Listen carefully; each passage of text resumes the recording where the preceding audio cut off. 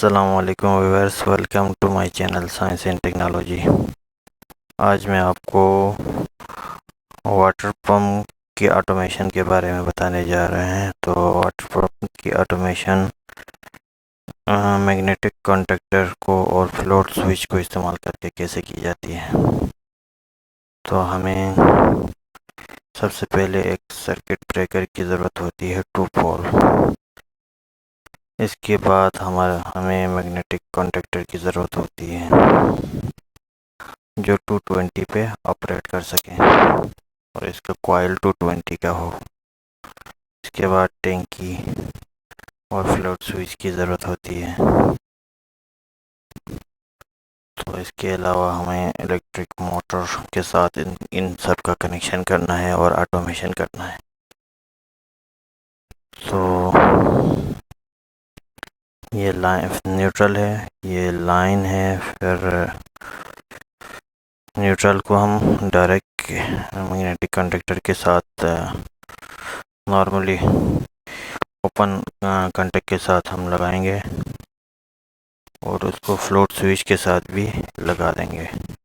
Float switch के साथ लगा के फिर इसके बाद कंडक्टर के कॉइल के साथ इसकी कनेक्शन की जाती है।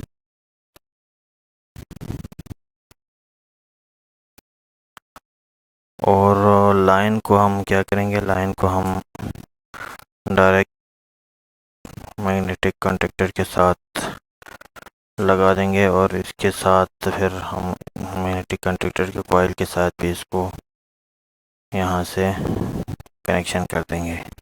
A1 और A2। A1 के साथ हम डायरेक्ट लाइन की कनेक्शन करेंगे और A2 के साथ हम क्या करेंगे, फ्लोट स्विच से होता हुआ A2 के साथ कनेक्ट करेंगे। जब फ्लोट स्विच ऊपर की तरफ उठेंगे तो उस टाइम पे क्या होंगे, फ्लोट स्विच ऑफ हो जाएंगे। जैसे ही ऑफ होंगे तो फिर इसके बाद यहाँ पे न्यूट्रल की कनेक्शन नहीं होगी, तो जिसकी वजह से मैग्नेटिक कंडक्टर ऑफ हो जाएंगे। और जब फ्लोट स्विच नीचे की तरफ होंगे तो फिर ये क्या हो जाएगा, न्यूट्रल के साथ कनेक्ट कर देंगे, तो जिसकी वजह से सप्लाई आएंगे तो फिर मैग्नेटिक कंडक्टर ऑपरेट होंगे। जैसे ही मैग्नेटिक कंडक्टर ऑपरेट होंगे यहाँ पर मोटर को सप्लाई मिल जाएगा।